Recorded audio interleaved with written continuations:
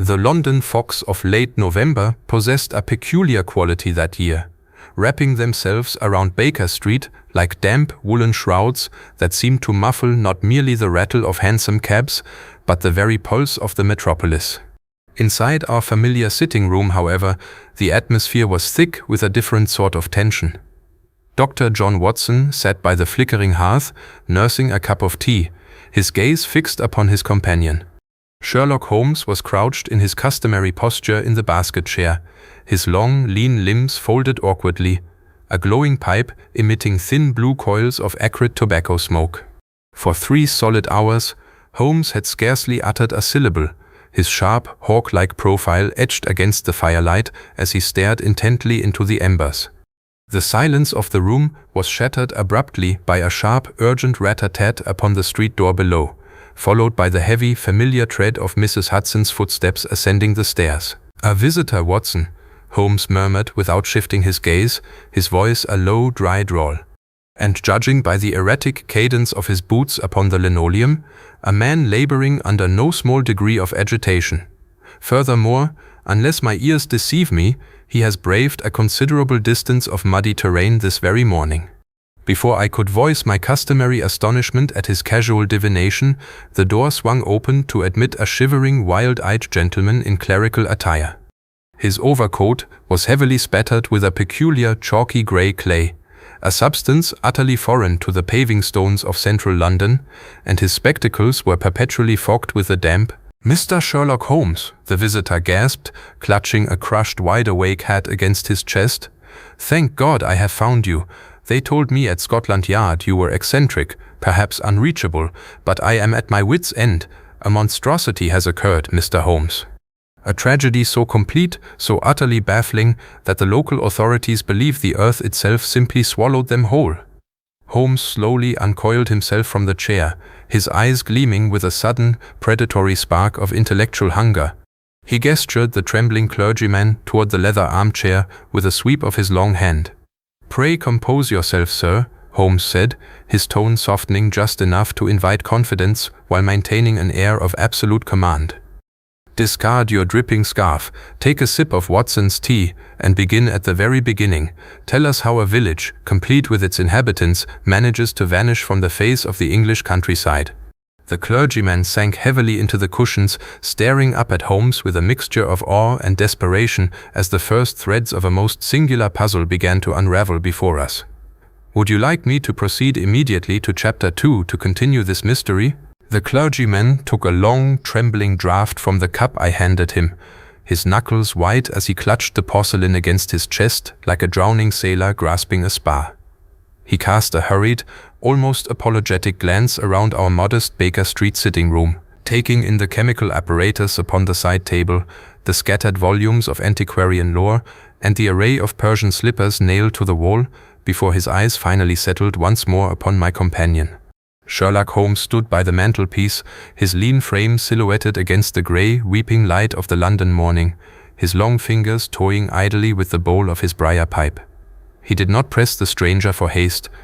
Rather, he radiated an absolute stillness, an aura of patient calculation that seemed to draw the very words from the man's lips. "My name is Arthur Pemberton," the clergyman began at last, his voice steadying slightly as the warmth of the tea began to work its way through his frame. "I am the vicar of the parish of Oakhaven, a remote, secluded hamlet nestled deep within the rolling downs of Sussex, some 6 miles north of the coastal town of Seaford. Or, at least, I was the vicar of Oakhaven. As of yesterday morning, Mr. Holmes, Oakhaven no longer exists. Not in any sense that a sane man might recognize." Holmes exhaled a slender ribbon of blue smoke, his dark eyes narrowing slightly. "A bold assertion, Mr. Pemberton," he remarked softly. "Villages do not simply dissolve into thin air, nor do they pack up their timber and thatch to walk across the county border. They possess a certain geographic permanence. Pray, let us dispense with the hyperbole and examine the stark architecture of the facts. When did you last lay eyes upon your parishioners, and under what exact circumstances did you discover this supposed evaporation?" Mr. Pemberton swallowed hard, blinking behind his fogged spectacles. "It was yesterday at dawn, sir, as is my custom, I rose before the sun to prepare my sermon for the Sabbath.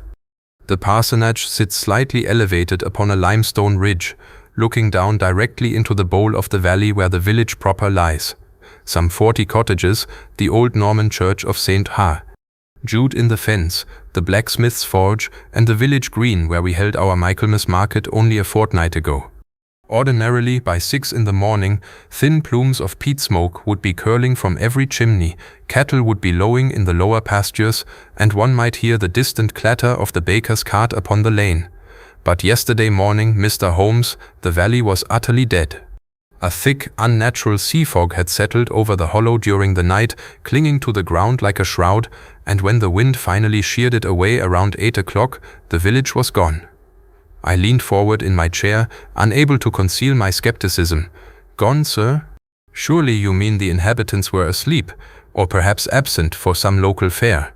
I mean precisely what I say, Dr. Watson, the clergyman retorted with a flash of wounded dignity. I hurried down the winding track into the valley as fast as my legs could carry me. When I reached the main street, the silence was absolute, a suffocating, unnatural quiet that felt heavy upon the chest. Every single cottage door stood wide open, yet not a soul was inside. The hearths were cold, filled with grey ash that had long since ceased to crackle. Tables were set with half-eaten breakfasts, porridge congealed in bowls, tea cooling in cups, as though every man, woman and child had risen mid-bite and walked blindly into the mist. Worse still, Mr. Holmes, the livestock were gone from their pens, yet the wooden gates were securely latched from the outside. There were no footprints in the muddy lanes save my own. It was as if the earth had opened its mouth, swallowed the life of the village whole, and sealed itself shut once more. Holmes stepped forward from the mantelpiece, his eyes glittering with a sharp, analytical intensity that I knew all too well. A most picturesque description, Mr. Pemberton, redolent of the sort of Gothic sensationalism one might expect to find in the penny dreadfuls rather than a police gazette. Yet beneath the shroud of your romantic terror lie certain physical realities that must be interrogated. You speak of the absence of footprints in the lanes.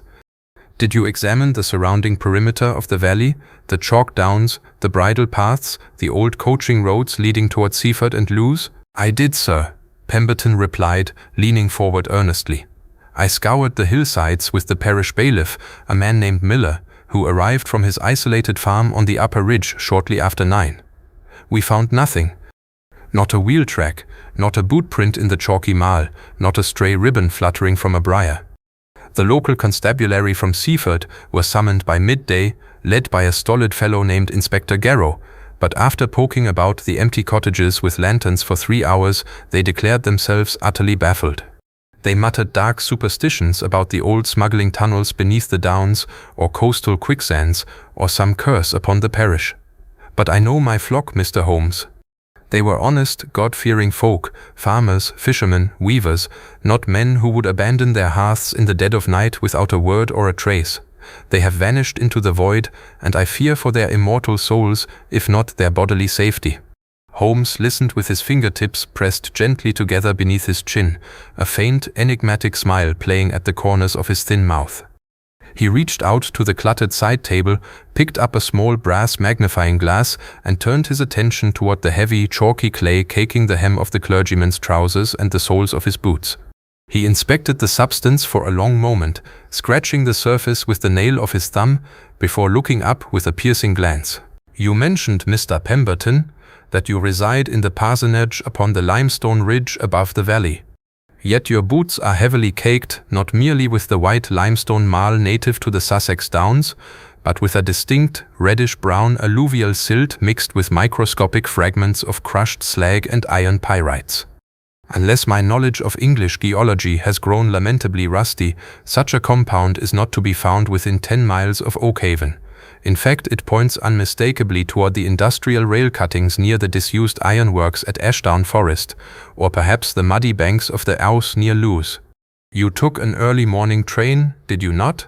Or perhaps a nocturnal carriage ride from a direction somewhat different than the one you profess? Mr. Pemberton's jaw slackened slightly, his pale eyes widening in genuine astonishment as he stared at Holmes. He opened his mouth to speak, but the words seemed to catch in his throat, and a faint flush of color mounted rapidly into his pale cheeks. He shifted uneasily in his chair, suddenly looking far less like an afflicted man of God and far more like a schoolboy caught in an evasion. I confess, Mr. Holmes," the clergyman stammered, his fingers nervously pleating the fabric of his wet overcoat, "I did indeed travel by the midnight mail from Lewes, but that was only because I had gone to fetch the magistrate when I first discovered the empty houses at midnight rather than at dawn as I stated. I panicked, you see. I wished to secure official help before alarming the wider county." Holmes chuckled softly, a dry, humorless sound that lacked any real warmth, though his eyes remained fixed on the visitor with an unblinking, predatory focus. "A very neat fabrication, Mr. Pemberton, delivered with commendable poise. Yet you neglected one minor detail. The midnight mail train from Lewes does not stop at Oakhaven Halt on a Friday night, nor was there any rain in Lewes yesterday evening, whereas the red silt upon your left instep is still damp and distinctly smeared in a forward direction, indicating that you stepped into it not while boarding a carriage, but while wading through a very specific, low-lying marshy ditch somewhere within the last 12 hours. I stared at Holmes, then back at the trembling clergyman, a cold prickle of realization beginning to form at the back of my own mind. The case, which had begun as an inexplicable supernatural mystery of a vanished village, had suddenly taken a sharp, unsettling turn into the realm of human deception. "Watson," Holmes said briskly, stepping toward the coat rack and snatching his heavy Inverness cape from its peg, "kindly reach for your service revolver and secure your medical bag.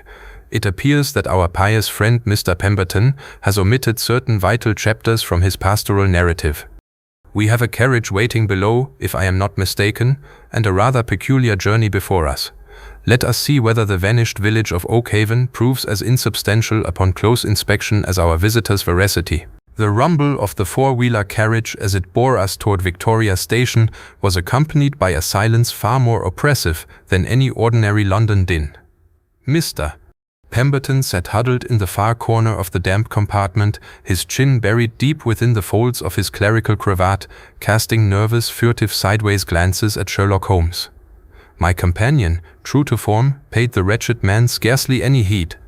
Instead, he occupied himself by scraping a minute sample of the reddish-brown mud from the clergyman's boot into a small hinged paper envelope, using a bone-handled penknife with the meticulous care of a surgeon performing a delicate biopsy. "A fascinating compound, Watson," Holmes murmured, holding the paper envelope up to the dim amber light filtering through the carriage window. "Iron pyrites, decomposed shale, and traces of industrial coke.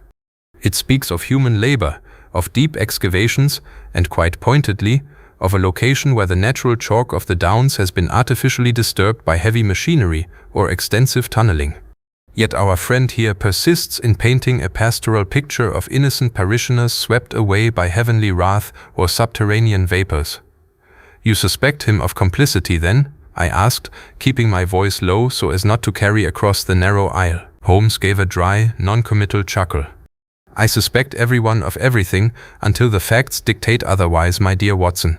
To assume innocence in the face of demonstrable falsehood is the primary failing of the conventional detective and quite frequently the grave of the client." Upon our arrival at the railway terminus, Holmes secured a first-class compartment with the quiet efficiency that always seemed to part crowds and command porters. The journey south toward Sussex was swift, the rolling green hills of Surrey gradually giving way to the stark, chalky shoulders of the South Downs under a pale, watery winter sun. As the train rattled past the small wayside hulls, the landscape grew wilder, the neat hedges replaced by gorse-choked gullies and sweeping expanses of wind-swept moorland. Yet, throughout the journey, Holmes remained buried in a small, calf-bound notebook, scribbling rapid calculations and tearing out pages to fold into intricate geometric shapes, refusing to utter another word regarding the mystery that awaited us. It was past midday when we alighted at a small, desolate station consisting of little more than a wooden platform and a rusted water tower. A hired trap, arranged by Holmes via a cryptic telegram dispatched from Victoria, was waiting for us by the gravel lane. The driver, A taciturn local fellow with rheumy eyes and a woolen muffler wound thrice around his neck eyed us with sullen suspicion when Holmes directed him not toward the village of Oakhaven directly, but to the lower perimeter of the valley where the parish boundaries met the disused sheep tracks. "Be careful where you tread, gents," the driver grumbled, flicking his whip against the flank of a weary bay mare. "The Hull Valley's cursed, folks say. Nothing breathes down there since Thursday night. Not a crow in the trees, not a sheep on the hill." "Superstition is the rust of the human intellect, my good man," Holmes remarked airily as he hopped down from the carriage upon reaching the edge of a steep, grassy declivity. "Come, Watson, let us inspect the vanishing act for ourselves." We descended the winding footpath into Oakhaven Hollow, and I must confess that even with my seasoned military nerves, the sight that greeted us struck a chill straight to my marrow. The village lay in the trough of the downs like a stage set abandoned mid-performance. 40-odd thatched cottages nestled around a sloping green, dominated by the squat, square tower of St. Jude's. But the stillness was absolute, heavy and unnatural. There was no barking of dogs, no cawing of rooks, no distant murmur of human voices. Holmes walked directly down the main lane, his eyes scanning the ground with the intense, absorbing focus of a naturalist hunting for a rare insect. I followed close behind, my hand instinctively resting near my service revolver in my coat pocket, while Mr. Pemberton lagged behind at a distance, wringing his hands and refusing to step past the threshold of the first empty cottage. "Observe the chimneys, Watson," Holmes said suddenly, halting before the doorway of the blacksmith's forge and pointing upward with his cane. I looked up. The chimney pots were clear, yet a fine dark soot dusted the grey flagstones immediately beneath the hearth inside. "They were burning coal recently," I observed. "Precisely," Holmes agreed, stepping inside the dimly lit forge. "And not the dry peat common to these parts, but Welsh steam coal, a fuel utilized exclusively by heavy stationary engines or locomotives. Now look here, upon the anvil." He struck a match, illuminating the dark interior of the workshop. Upon the heavy iron anvil sat a half-forged horseshoe, cold to the touch, and beside it an ordinary iron-cold chisel and a pair of tongs, laid down with such casual precision that one might have expected the blacksmith to return in a moment to finish his labor. Yet the massive wooden double doors of the forge were bolted from the outside with a heavy iron padlock, a padlock that upon closer inspection showed distinct fresh scoring marks around the keyhole. "A locked room mystery on a village-wide scale," I muttered, shaking my head in bewilderment. "If the doors were barred from without, Holmes, how did 40 people leave without a trace?" "They did not leave, Watson," Holmes replied softly, his voice dropping to an almost conspiratorial register. "At least, not by the lanes, and certainly not of their own free will." He turned on his heel and strode rapidly toward the rear of the forge, where a low wooden lean-to served as a storage shed for old scrap iron and timber. Pushing aside a stack of rotting oak planks, Holmes revealed a heavy trapdoor set directly into the limestone foundation floor, its iron ring gleaming with fresh, dark grease. "The vicar spoke of old smuggling tunnels and coastal quicksands," Holmes noted, a faint smile playing upon his lips as he knelt beside the trapdoor and tested the weight of the iron ring. "It appears our pious friend was remarkably accurate in his geography, even if he was singularly economical with his chronology. Help me heave this timber, Watson. It is time we explored the underbelly of Oakhaven." The iron ring was cold beneath my gloved fingers, and as Holmes and I heaved upward in unison, the heavy oak trapdoor gave way with a long, metallic groan of rusted hinges. A gust of stagnant, subterranean air rushed up from the aperture, carrying with it the unmistakable damp scent of stagnant river water, damp limestone, and a faint chemical tang of crude oil and coal gas that seemed utterly incongruous with the pastoral quiet of the Sussex Downs above. Holmes immediately produced a box of safety matches, striking one against his boot heel and holding the flickering flame aloft. "After you, my dear Watson," he murmured with that characteristic, unflappable composure that had so often unnerved me in moments of extreme peril. "Keep your service revolver loose in your pocket, though I suspect the true hazards we face down here are architectural rather than ballistic." I descended the steep, slippery stone steps first, my boots finding precarious perches upon steps slick with green slime. The beam of Holmes's match illuminated a subterranean vaulted chamber built of ancient, yellowed brickwork, curving away into the impenetrable darkness like the throat of some gargantuan leviathan. As Holmes descended behind me and struck a second, larger paraffin flare he had extracted from his deep overcoat pocket, the amber illumination pushed back the shadows to reveal a wide, subterranean corridor stretching horizontally into the bedrock beneath the village green. "Remarkable," Holmes whispered, his sharp eyes darting from side to side as he swept the flare across the damp masonry. "Notice the mortar, Watson. This is not the crude medieval work of smugglers or monastic retreatants. These bricks have been laid within the last decade, utilizing machine-pressed Portland cement. Someone has engaged in extensive engineering beneath Oakhaven Hollow, engineering of a scale and discretion that requires considerable capital and absolute secrecy."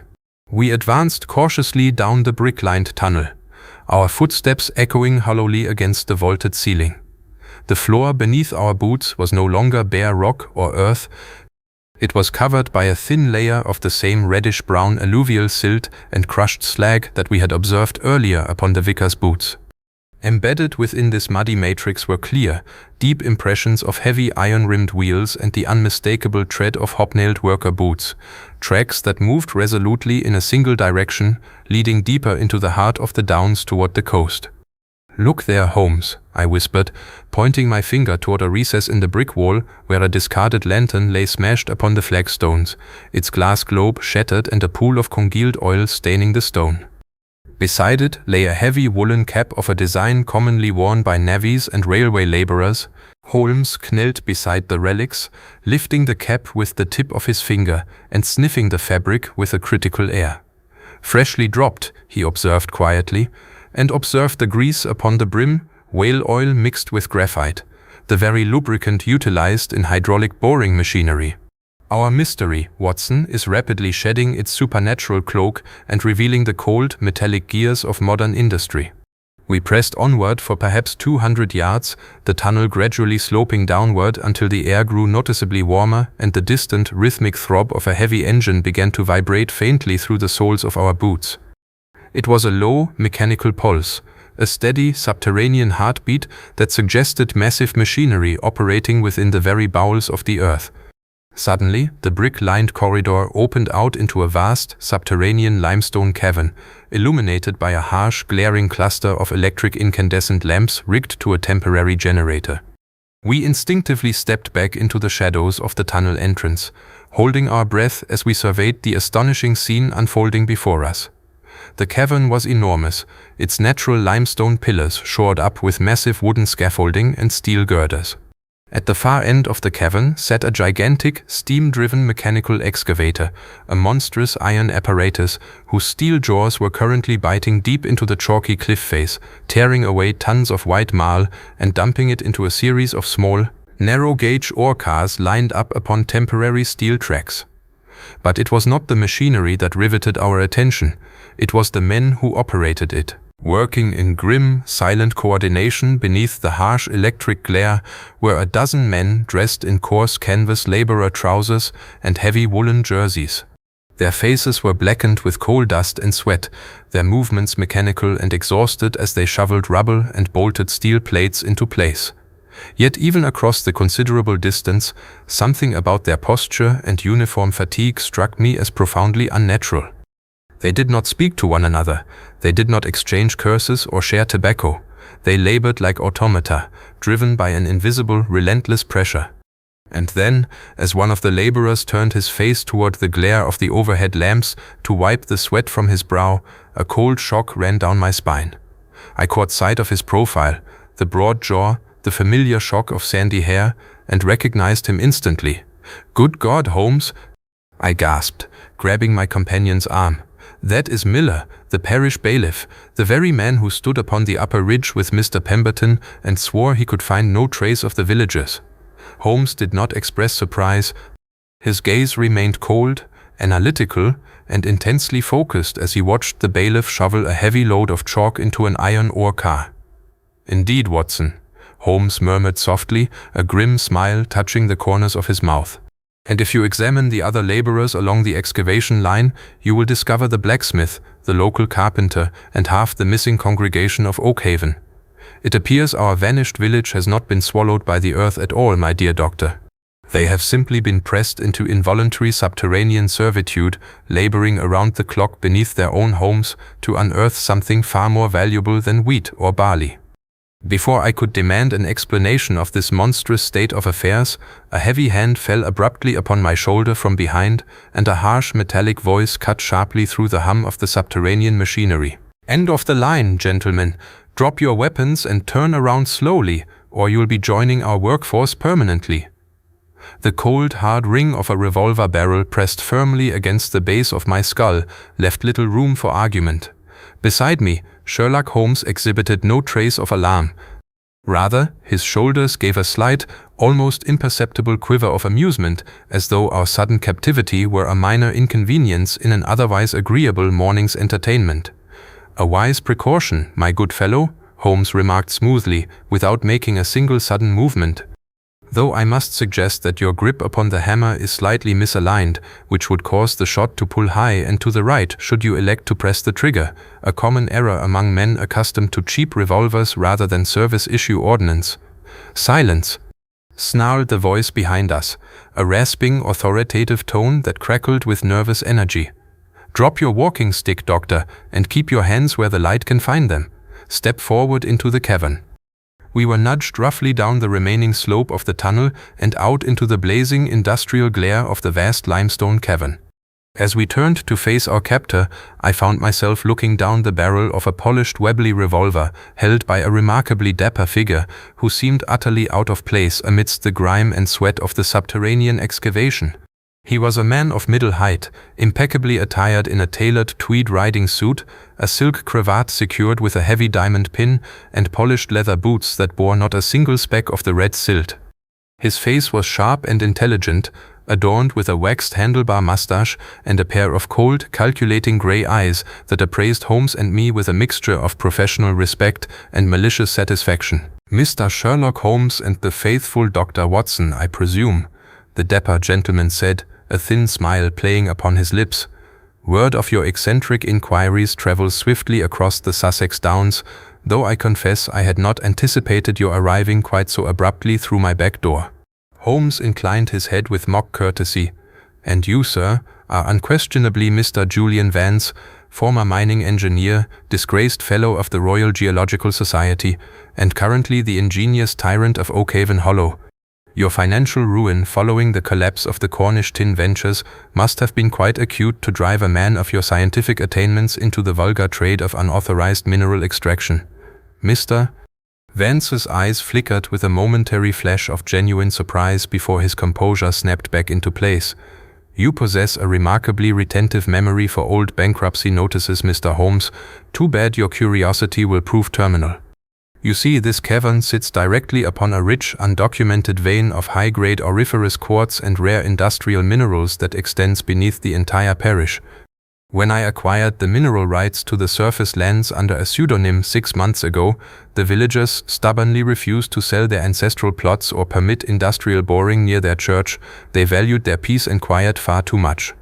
"And so," Holmes continued smoothly, picking up the thread of the explanation as if he were lecturing an audience at a scientific symposium, "being a man of resource and minimal moral constraint, you devised a brilliant if utterly illegal solution. You constructed this subterranean diversion tunnel from the old smugglers' caches, connected it to the village cellars through cleverly concealed trapdoors, and during the course of 2 nights pumped a harmless, fast-acting soporific gas, likely a derivative of chloroform and ether, through the floorboards of every cottage in Oakhaven." Vance chuckled, lowering his revolver slightly as he gestured toward the hypnotized laborers still shoveling rubble into the ore cars. "Precisely. Once the good parishioners were fast asleep, my men and I carried them down here one by one. When they wake during their brief rest periods, they are kept in a state of perpetual exhaustion and chemical disorientation, convinced through staged dreams and isolation that they are trapped in a subterranean purgatory or laboring under a divine curse. Their families in neighboring towns were easily misled by forged relocation letters, and the local constabulary was too lazy to dig beneath the surface. It was a flawless enterprise. Flawless, save for one minor oversight, Holmes interjected, his voice ringing with absolute clarity across the cavern. Vance's smile faltered, his grey eyes narrowing suspiciously. "And what oversight might that be, Mr. Holmes?" "You relied entirely upon the greed of your accomplices," Holmes said, his gaze shifting past Vance toward the shadows of the tunnel entrance behind us. "And a greedy man makes terrible bargains, particularly when he attempts to cheat the local vicar out of his rightful share of the plunder." Before Vance could turn or raise his weapon, a heavy shadow detached itself from the gloom of the brick-lined corridor. A figure lunged forward with a sharp, heavy iron crowbar raised high. It was Arthur Pemberton, the very clergyman who had led us to Baker Street that morning. But his clerical mildness had vanished entirely, replaced by the wild, desperate fury of a betrayed conspirator. "You lied to me, Vance," Pemberton screamed, swinging the iron bar downward with murderous intent. Vance whirled around, firing his revolver in a blind panic. The bullet shattered the stone wall inches from Pemberton's head, but the momentum of the clergyman's charge could not be stopped. The heavy iron bar struck Vance square across the wrist with a sickening crack, sending the Webley clattering across the flagstones. Chaos erupted instantly in the cavern. The hypnotic spell over the laborers seemed to shatter at the sound of gunfire. Several villagers dropped their shovels, staring around them in wild, bewildered terror as they recognized their neighbors and the subterranean reality of their imprisonment. Inspector Garrow and a squad of armed Sussex constables, whom Holmes had evidently telegraphed from the railway station prior to our descent, poured out of the tunnel behind Pemberton with drawn batons, overwhelming Vance's guards before they could mount a defense. As the smoke cleared and the handcuffed Julian Vance was hauled away by the local authorities amidst the astonished cheers of the liberated villagers of Oakhaven, I turned to my companion in profound admiration. "Good heavens, Holmes," I exclaimed, mopping my brow. "You knew all along that Pemberton was in league with Vance?" Holmes smiled, lighting his briar pipe with a steady hand as the warm glow illuminated the damp, victorious cavern. "Elementary, my dear Watson. A vicar who arrives in London with red iron silt on his boots, yet claims he never left the white chalk downs, is a man whose allegiance has been bought.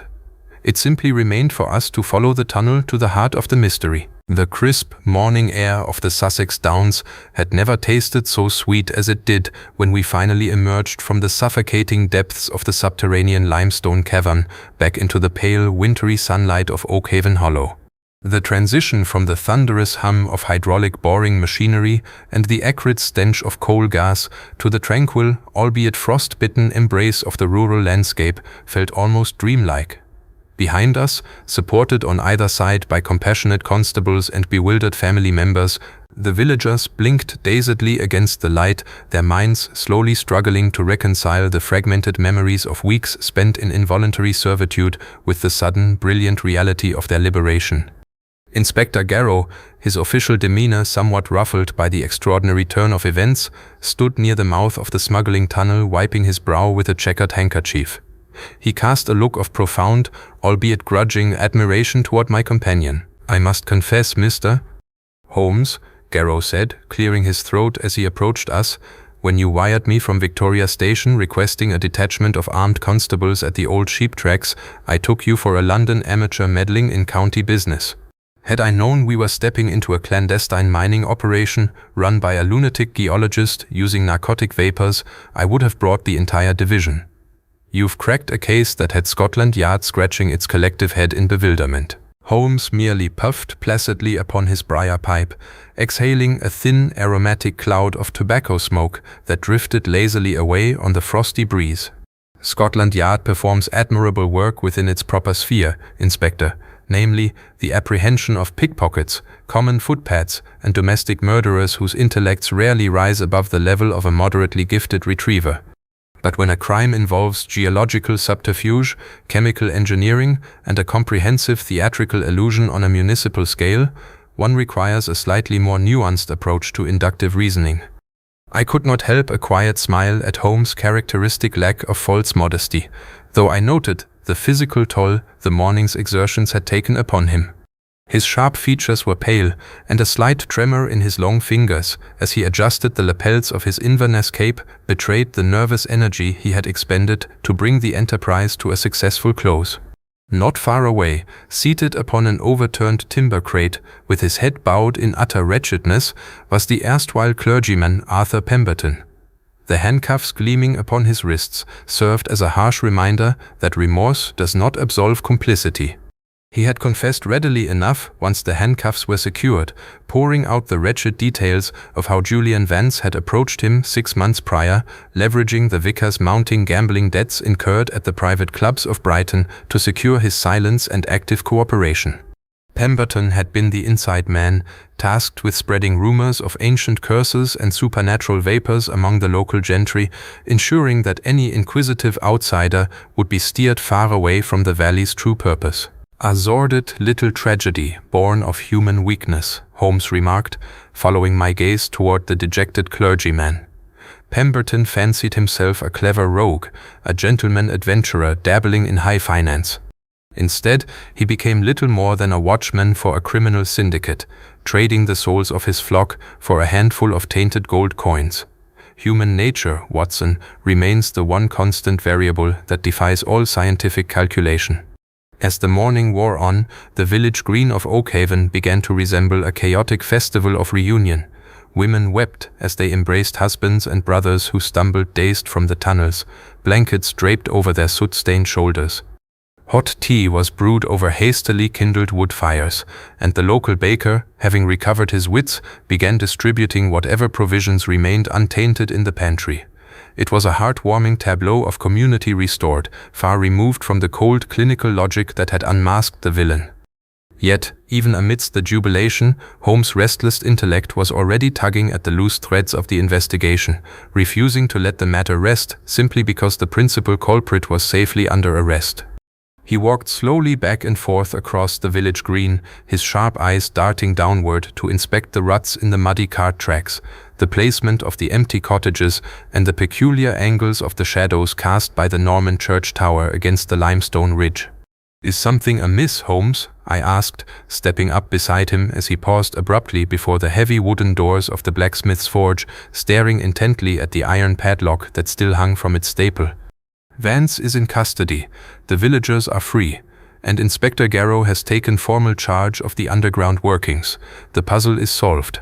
Holmes slowly shook his head, his dark eyes narrowing in that familiar expression of intense, absorbed concentration that signaled a deeper layer of complexity. "Solved, my dear Watson? Scarcely.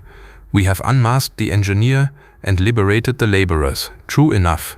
But we have merely scratched the surface of a much larger, more ominous conspiracy." I stared at him in astonishment. A larger conspiracy? Surely Vance acted alone with his hired navvies?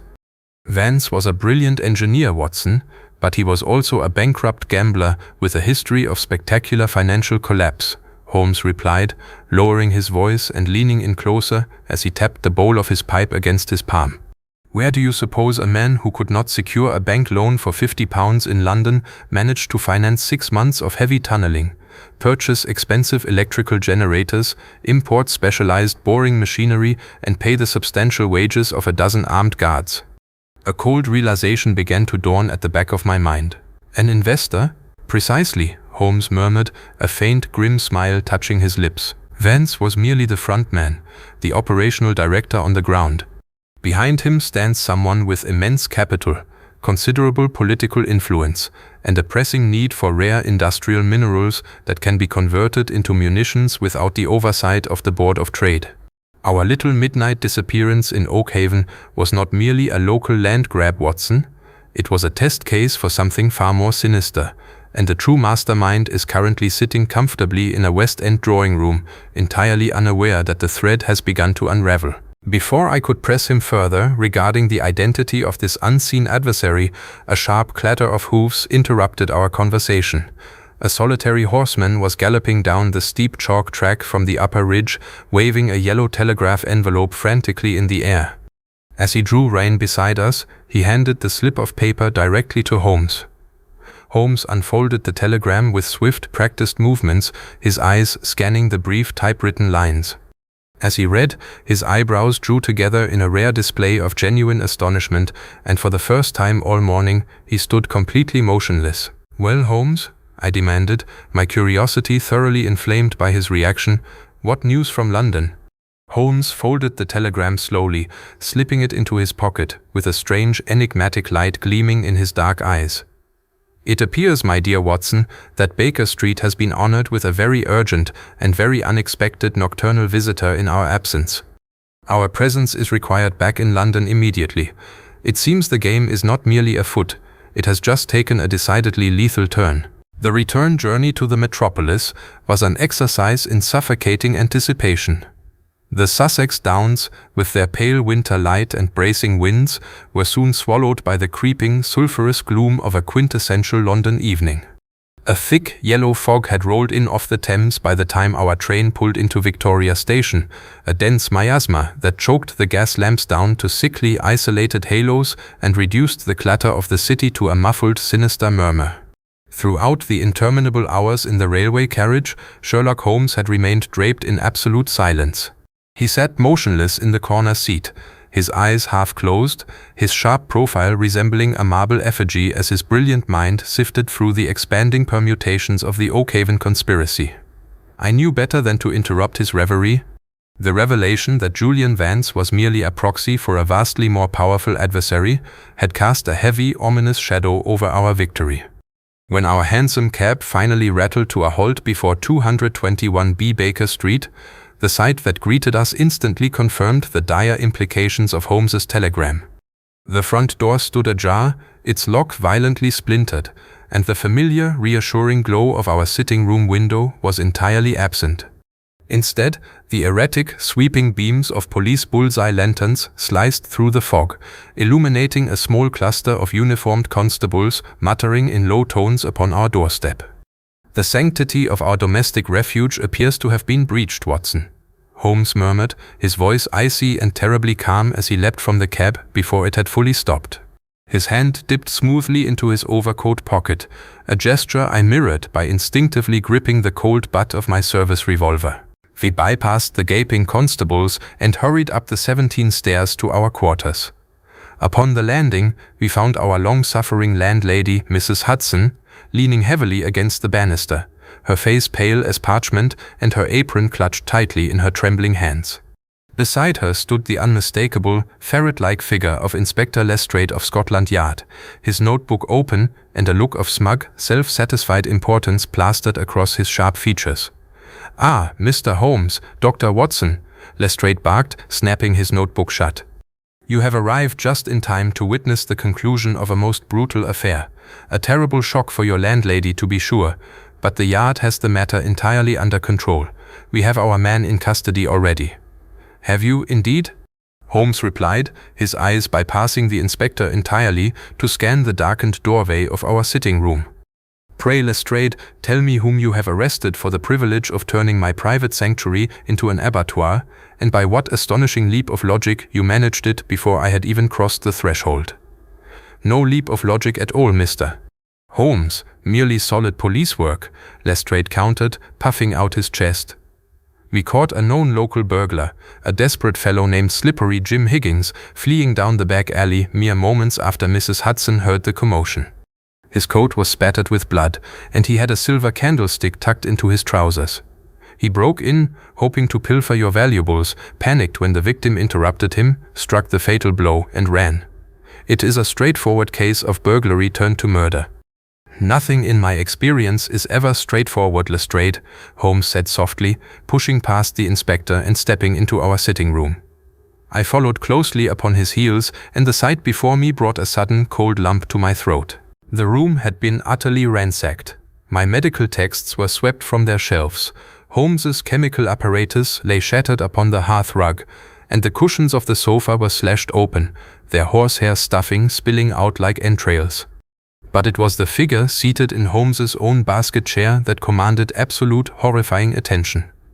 It was a gentleman in his late 50s, dressed in a severely tailored frock coat of exceptional quality, his silver hair plastered to his forehead with sweat and gore. He was quite dead. A deep, jagged wound marred the side of his neck, the dark arterial blood having soaked thoroughly into his white shirt front and pooled ominously upon the Persian carpet beneath his polished boots. Holmes instantly fell to his knees beside the corpse, producing his brass magnifying glass and a small tape measure with the fluid grace of a hound catching a scent. For several long minutes, the room was silent save for the hiss of the gas jets and the scratching of Lestrade's pencil. I watched as Holmes examined the victim's cold hands, inspected the precise angle of the fatal wound, and then crawled methodically across the ruined carpet, his nose mere inches from the floorboards. "You observe the silver candlestick, do you not, Holmes?" Lestrade prompted from the doorway. "Higgins clearly used it to bludgeon the poor devil before making his escape." "Your theory is delightfully uncomplicated, Lestrade," Holmes murmured, not looking up as he used a pair of tweezers to extract a minute, unrecognizable fragment from the frayed edge of the slashed sofa. "It possesses only one minor flaw. It is entirely contradicted by the physical evidence. The wound upon this unfortunate gentleman's neck was not inflicted by a blunt instrument such as a candlestick, but by a sharply curved, serrated blade, something akin to a pruning billhook or a specialized marine rigging knife. Furthermore, the blood spatter upon the wallpaper indicates the blow was struck by a remarkably tall man wielding the weapon with his left hand. Your slippery Jim is scarcely 5'4" and notoriously right-handed." Lestrade bristled, his face flushing a dull red. "Then how do you explain the blood on Higgins' coat?" "The blood of a scavenger, Inspector," Holmes sighed, rising to his feet and dusting off his knees. "Higgins is a petty thief. He likely climbed through the rear window, discovered the body, opportunistically grabbed the candlestick in his panic, and inadvertently brushed against the corpse as he fled. He is a misdirection, a convenient fool left to distract the official police while the true architect of this violence slips away into the fog." I stepped closer to the body, my medical curiosity roused. "But who is he, Holmes, and why was he killed in our rooms?" Holmes reached carefully into the dead man's waistcoat pocket and withdrew a small, leather-bound memorandum book. He flipped it open, his eyes scanning the elegant script. His name was Lord Harrington, Watson, a senior undersecretary at the Board of Trade and a man possessing intimate knowledge of the Empire's mineral reserves and munitions contracts. I suspect he caught wind of Julian Vance's subterranean operation in Sussex and realized its true, treasonous purpose. He came to Baker Street seeking my aid, only to find that the very conspirators he feared had tracked him here. "A political assassination?" I gasped, the sheer audacity of the crime staggering me. "In your own sitting room?" "Exactly, Watson. And it was executed by an assassin of terrifying efficiency," Holmes stated, turning his back to Lestrade. As he did so, he caught my eye, and with a swift, almost imperceptible flick of his wrist, showed me what he had retrieved from the carpet earlier. It was a half-smoked, custom-rolled cigarette bearing a distinct gold-leaf monogram. He slipped it silently into his own pocket before Lestrade could register the movement. I knew in that instant that Holmes had found the definitive thread linking this murder to the mastermind behind the Oakhaven mines. The case was no longer a matter of a missing village. It was a desperate race against a ruthless, invisible intellect willing to strike at the very heart of London's government. "Come, Watson," Holmes said briskly, stepping over the ruined remnants of his chemical bench. "Lestrade can manage the cataloguing of this tragedy. We have a highly exclusive gentlemen's club in Pall Mall to visit, and I fear the hour grows exceedingly late for Lord Harrington's remaining associates." The heavy gas lamps of Pall Mall cast a sickly, jaundiced glare over the glistening wet pavement as our hansom cab drew up before the imposing Corinthian pillars of the Diogenes Club. The night air was thick with the acrid stench of coal smoke and river fog, a stifling shroud that seemed to mirror the dark, subterranean forces now converging upon the heart of the British Empire. Inside the cab, the silence between us was absolute. I sat with my hand resting near my service revolver, acutely aware that the murder of Lord Harrington in our own sitting room had transformed our academic inquiry into a lethal chess match against an adversary of immense wealth and ruthless cunning. "Be observant, Watson," Holmes murmured, adjusting his woolen scarf and stepping down onto the stone curb with characteristic agility.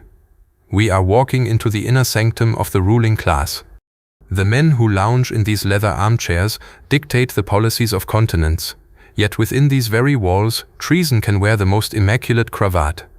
We entered the cavernous, austere lobby of the club, where the cardinal rule of absolute silence hung over the opulent rooms like an invisible decree. I knew well enough that social intercourse was strictly forbidden here, save for the stranger's room, where my towering, eccentric brother in intellect, Mycroft Holmes, was doubtlessly sequestered amidst stacks of state papers and admiralty dispatches. As we navigated the dimly lit corridors, past elderly aristocrats dozing beneath massive oil portraits of statesmen, Holmes moved with the silent, predatory grace of a panther. We found Mycroft seated in a deep, red leather wingback chair in the far corner of the stranger's room, a mountainous figure of extraordinary intellect whose pale, heavy-lidded eyes blinked open as we approached. He was nursing a glass of port, a half-burned cigar resting between his plump fingers. "Ah, Sherlock. And John," Mycroft rumbled in his low, velvety drawl, barely shifting his bulk. "I expected you some hours ago. The news from Baker Street travels with regrettable speed, even when the fog threatens to strangle the city. Lord Harrington's demise is a profound embarrassment to the government and a distinct escalation on the part of our mutual antagonist." Holmes pulled up a chair directly opposite his brother, his dark eyes glittering with intense focus. "Then you are already aware of the gold leaf monogram, Mycroft? You know whose fingers rolled the cigarette left upon my ruined carpet?" Mycroft sighed, a heavy, weary sound that spoke volumes of the secret crushing burdens he bore for the crown. He reached into his waistcoat pocket and produced a small, silver matchbox, placing it upon the mahogany table between them. "There are precisely 3 men in London permitted to import this particular blend of Turkish tobacco from the private estates of the Khedive, Sherlock. And only one of them sits upon the Imperial Defense Council, directing the very munitions contracts that Julian Vance was illegally feeding into foreign hands. Sir Reginald Carstairs," Holmes stated softly, his voice dropping an octave as a grim satisfaction settled over his sharp features. "The very same," Mycroft murmured, taking a slow sip of his port. "A pillar of society, a financier of impeccable pedigree, and a traitor of the highest order." He realized Lord Harrington had discovered the true scope of the Oakhaven smuggling tunnels, that they were never merely for mineral extraction, but served as a secret coastal loading depot for contraband armaments destined for our continental rivals. Carstairs had to silence him before the cabinet could act. "But now that you possess the physical evidence from your sitting room, Carstairs knows the net is closing." I leaned forward, a cold shiver running down my spine. "If he knows we are onto him, he will not sit idly by waiting for the Scotland Yard warrant. He will attempt to flee the country, or worse, strike again." "Precisely, Watson," Holmes agreed, rising swiftly to his feet with a sudden, electric burst of energy. "Which is precisely why we are not going to wait for Lestrade to lumber through the bureaucratic channels of the magistrate. Carstairs believes he holds all the winning cards, operating from the shadows of high finance and aristocratic immunity. It is time to disabuse him of that comforting delusion." "What is your play, Sherlock?" Mycroft asked, a faint, approving smile touching his lips as he gazed up at his younger brother. "A simple demonstration of theatrical inevitability," Holmes replied smoothly, buttoning his Inverness cape. "We are going to pay a nocturnal visit to Sir Reginald's private townhouse off Belgrave Square, and we are going to invite him to an accounting from which there will be no diplomatic escape." 10 minutes later, our hansom cab was cutting through the labyrinth of gaslit streets toward the opulent mansions of Belgravia. The fog seemed to press heavier against the carriage windows, blurring the glowing street lamps into ominous, drifting orbs. As we drew within sight of Sir Reginald Carstairs' magnificent neoclassical residence, Holmes leaned back against the horsehair upholstery, his long fingers swiftly assembling a small, innocuous-looking brass cylinder from his pocket, a device of his own chemical invention that I knew would bypass even the most stubborn mahogany doors. The trap was set, the misdirections had been stripped away, and the final, suspenseful confrontation with the mastermind of the Oakhaven conspiracy was about to begin. The wrought iron gates of Sir Reginald Carstairs' Belgrave Square townhouse loomed ghost-like through the dense, yellow sulphurous fog that choked the West End that night. Unlike the noisy, jostling crowds of the commercial districts, this exclusive enclave of imperial power and aristocratic privilege was buried in an eerie, tomb-like silence. Only the occasional clip-clop of a late-returning carriage upon the wet macadam broke the stillness. Our hansom had discharged us 2 streets away, allowing us to approach the residence on foot, our boots making no sound upon the thick carpet of damp leaves and London grime. Holmes moved with the silent, fluid agility of an apex predator. As we slipped through a discreet side service gate into the walled rear courtyard, I could feel my heart hammering a steady martial rhythm against my ribs. My hand remained firmly thrust into my coat pocket, clamped around the cool, reassuring checkered grip of my service revolver. Holmes, characteristically, carried no conventional weapon. His sole instrument of persuasion was the razor-sharp edge of his intellect, backed by the small brass cylinder of chemical compounds he now held concealed within the folds of his cape. "Stay close, Watson," Holmes whispered, his breath pluming white in the freezing air as he paused before a heavily bolted mahogany basement door. "Sir Reginald is a man of precise habits. He will not have fled to the continent quite yet. His arrogance is his fatal flaw. He believes himself untouchable behind the triple shield of his parliamentary immunity, his peerage, and the quiet complicity of corrupt bureaucrats." With a swift, practiced flick of a slender steel pick inserted into the key lock, followed by a faint hiss from his chemical cylinder applied directly to the iron hinges, the heavy door gave way with scarcely more than the sigh of a sleeping child. We stepped silently into the subterranean kitchens of the mansion, the air growing warm and faintly scented with Turkish tobacco and expensive pomade as we ascended the back servants' stairs toward the opulent drawing rooms above. We emerged into a cavernous, dimly lit gallery adorned with priceless oil paintings, Persian runners that swallowed our footfalls, and towering mahogany bookcases. At the far end of the room, seated behind a magnificent walnut writing desk illuminated by a single green-shaded banker's lamp, was Sir Reginald Carstairs. He was not packing bags for an escape. Instead, he was methodically feeding confidential Admiralty documents into the glowing embers of a marble fireplace, his tall, immaculate frame cast in sharp relief by the firelight. He wore an evening suit of exquisite cut, and as he tossed another crisp state dispatch into the flames, I caught the unmistakable glint of a gold-leaf monogrammed cigarette case resting upon the corner of his desk. "I am not receiving guests tonight, whoever you are," Carstairs said coldly, without turning around, assuming the intruder was merely an unfortunate servant. "Leave the brandy upon the sideboard and close the door behind you." "The brandy might prove somewhat superfluous, Sir Reginald," Holmes replied, his voice ringing out clear, crisp, and utterly devoid of fear across the silent gallery. "Particularly when the evening's primary business is an accounting of state treason." Carstairs whipped around in his chair, his aristocratic features twisting in sudden, savage astonishment. For a fraction of a second, his eyes darted toward the mahogany drawer of his desk where I knew a loaded dueling pistol rested. But before his hand could graze the brass pull, Holmes stepped smoothly into the circle of lamplight, raising his right hand with a theatrical flourish. Between his long fingers gleamed the blood-stained, custom-rolled cigarette we had recovered from the floor of our ruined Baker Street sitting room. "You left this behind, Sir Reginald," Holmes remarked smoothly, his eyes flashing with icy mockery, "an expensive blend, I believe. The exclusive property of the Khedive's private estates, shared by precisely 3 men in the British Empire.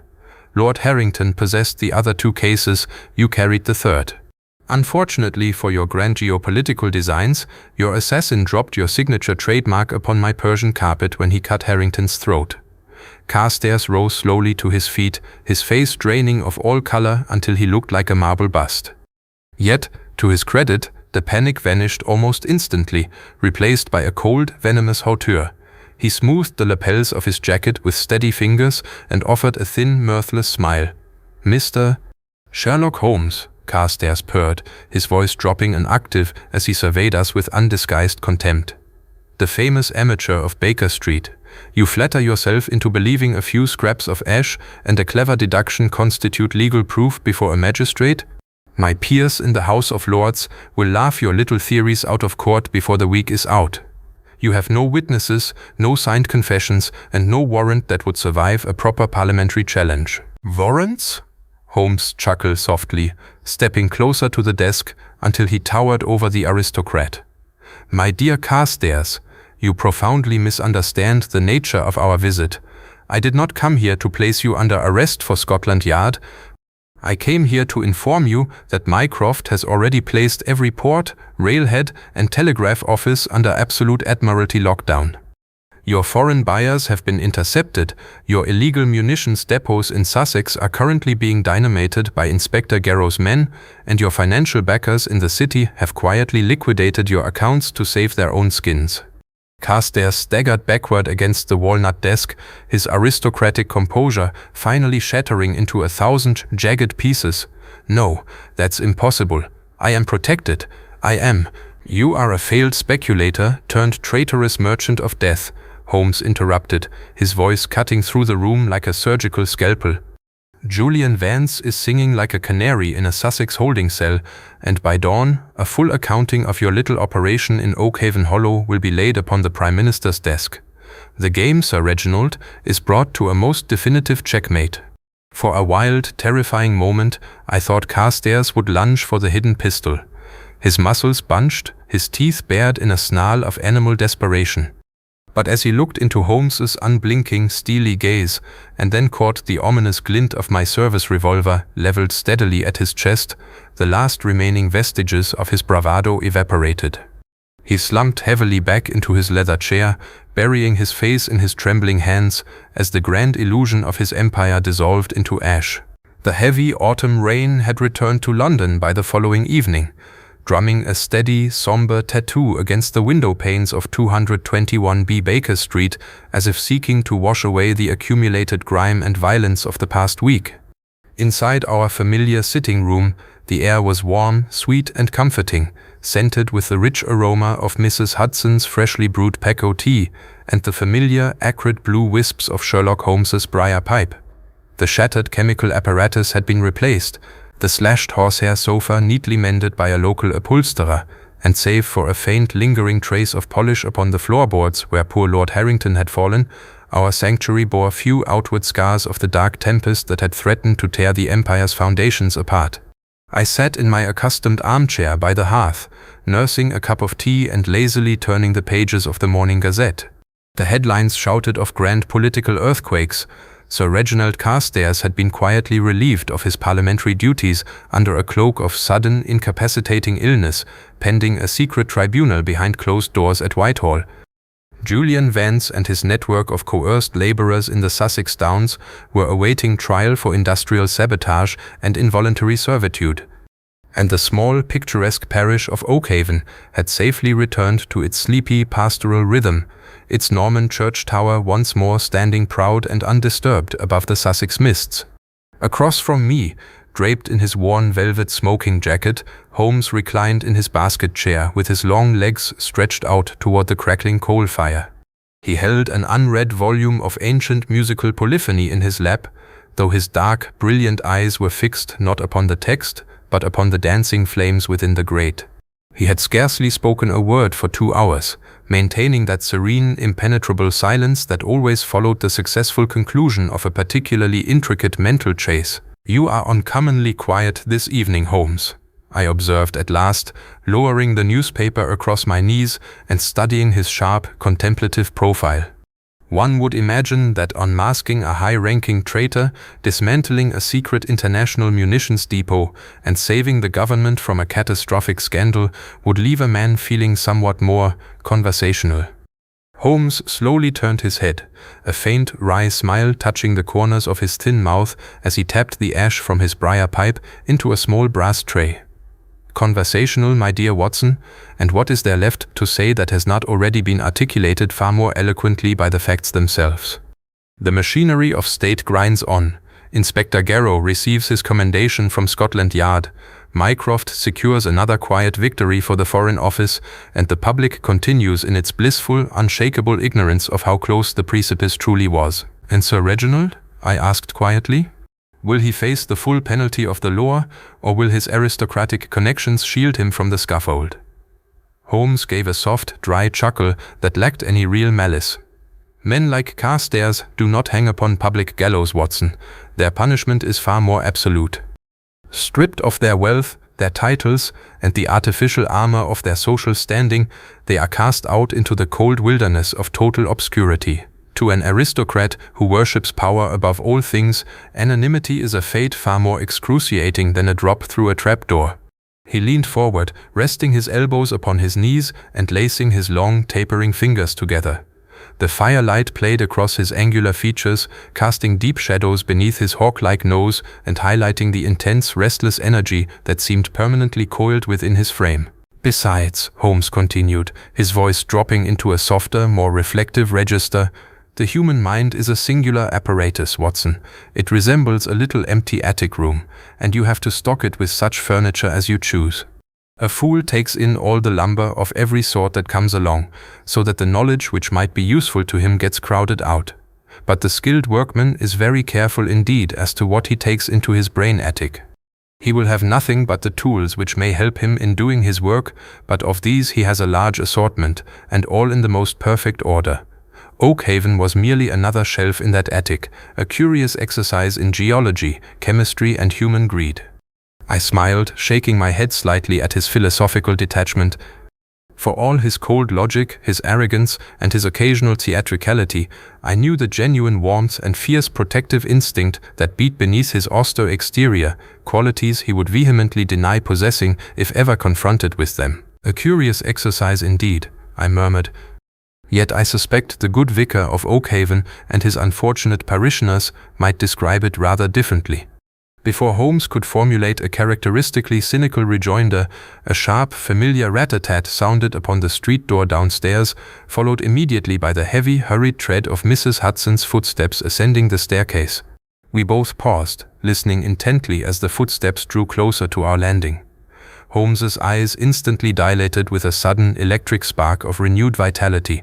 The lethargy of the past hour vanished as if blown away by a brisk gale.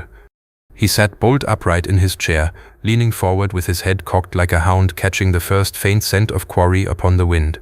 "A late visitor, Watson," Holmes murmured, a thin, anticipatory smile curving his lips as he reached instinctively for his magnifying glass upon the side table.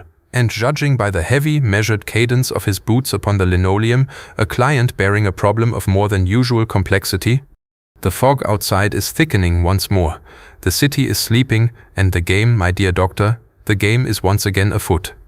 As the sharp rap sounded directly upon our sitting room door, I could not help but laugh softly, reaching for my notepad as the next great mystery of London waited upon our threshold. The sharp, authoritative rap upon our sitting room door dissolved the quiet comfort of our Baker Street hearth in an instant. Mrs. Hudson's anxious face appeared in the aperture moments later, her hands smoothing her apron as she stepped aside to admit our late-night visitor. The gentleman who crossed our threshold did not wait for an invitation. He strode into the center of the room with an air of frantic, imperious urgency that immediately commanded the space, bringing with him a gust of damp, foggy London air and the faint, unmistakable scent of fine French brandy and ozone. He was a man in his early 40s, possessing the severe, aristocratic bone structure of a career diplomat and eyes that darted about our quarters with wild, undisguised paranoia. His heavy overcoat was unbuttoned, revealing a waistcoat of expensive silk, but his cravat was askew and his gloved hands trembled visibly as he clutched a small, heavy box carved entirely from polished black obsidian beneath his left arm. "Mr. Sherlock Holmes?" the stranger gasped, his voice tight and breathless. "I am Count Julian Vane, no relation to the wretched fellow you unmasked in Sussex, I assure you, and I have come directly from the embassies of Whitehall. If you do not assist me this very night, the balance of power in Central Europe will fracture before the week is out, and I shall be a dead man before the morning bell tolls at St. Paul's." Holmes remained seated in his basket chair for a fraction of a second, his dark, calculating eyes scanning the newcomer from the mud on his patent leather boots to the expensive beaver fur collar of his coat. Then, with the fluid grace of a coiled spring unspooling, he rose to his feet. "Pray compose yourself, Count," Holmes said smoothly, gesturing toward the leather armchair with a sweep of his long hand. "Discard your wet overcoat, sit by the fire, and refrain from clutching that obsidian box quite so tightly.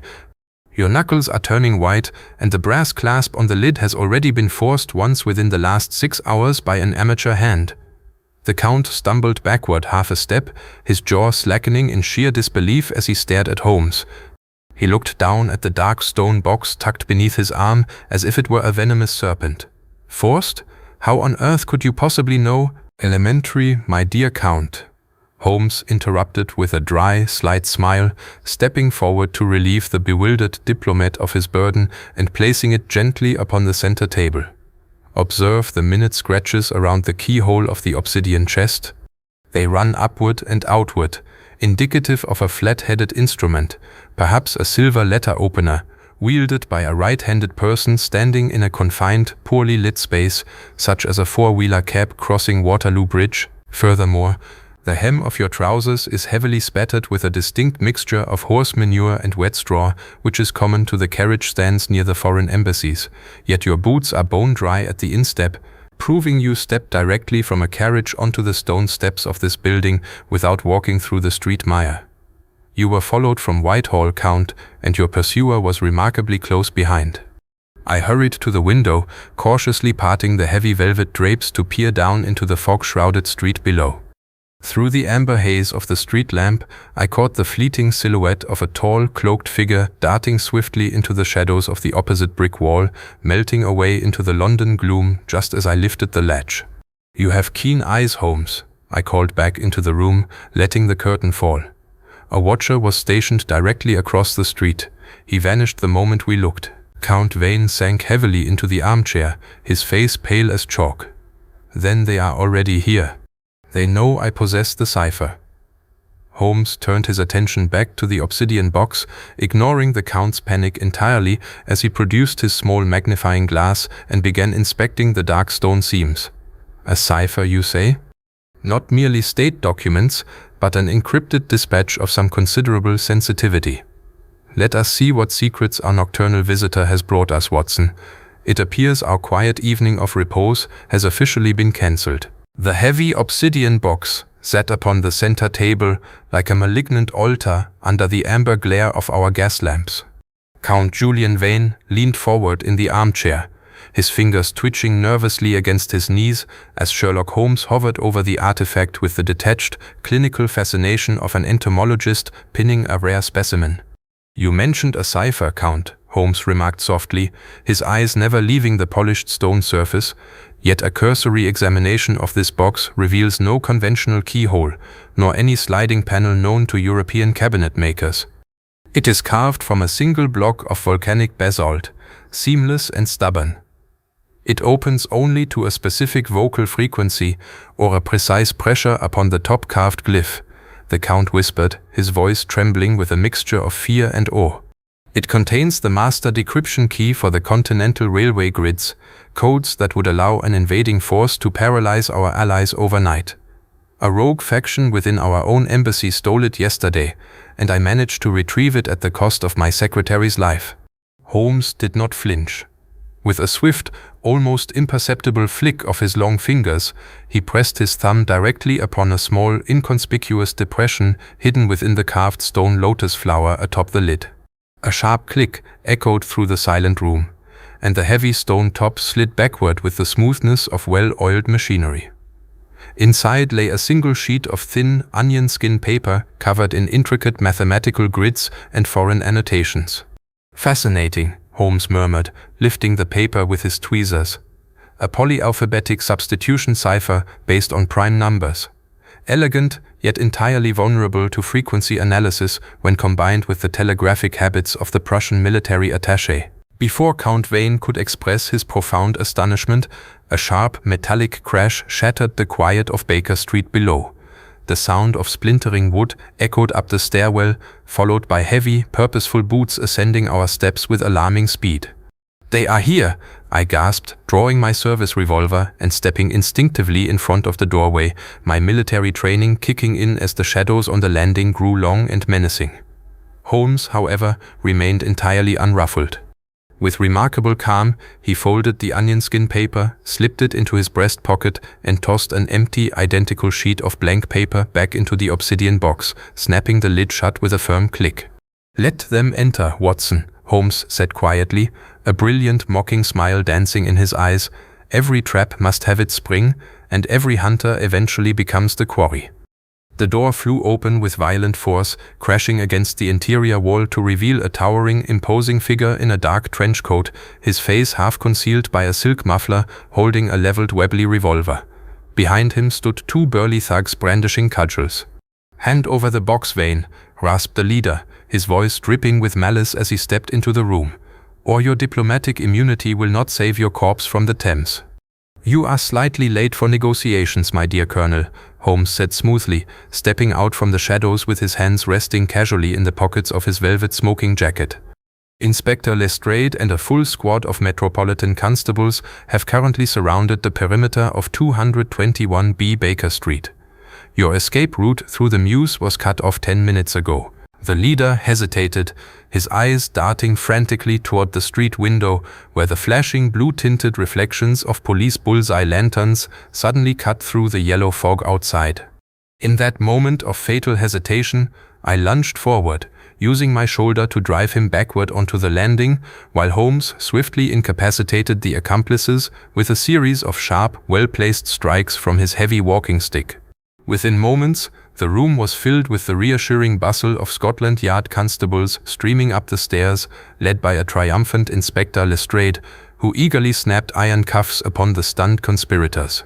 Count Vane slumped back into his chair, weeping tears of profound relief as the crisis dissolved before his eyes. As the commotion subsided and the prisoners were hauled away into the foggy London night, Holmes walked back over to his basket chair, sank into the cushions and picked up his unlit briar pipe. He stared into the dying embers of the hearth, a serene and contented smile playing upon his lips.